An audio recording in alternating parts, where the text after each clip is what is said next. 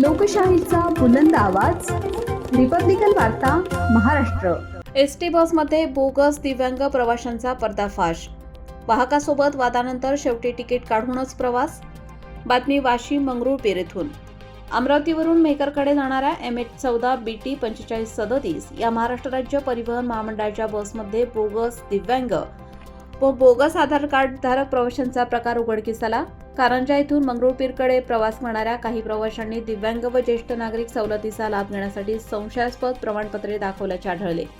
बसच्या वाहकाने तिकीट मागणी दरम्यान प्रवाशांकडून आवश्यक कार्ड तपासले असता त्यांच्या आधार कार्डवरील वय जाणीवपूर्वक वाढवलेले असल्याचे आणि दिव्यांग प्रमाणपत्रही संशयास्पद असल्याचे निदर्शनास आले।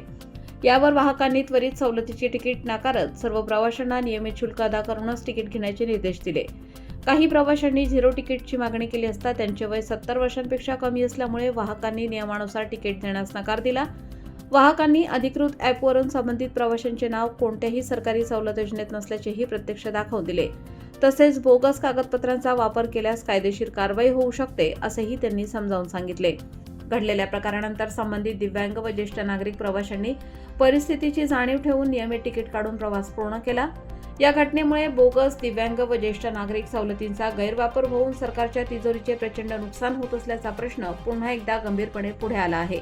अशा बोगसगिरीला आळा घालण्यासाठी कठोर तपासणी आणि कारवाईची मागणी नागरिकांकडून होत आहे।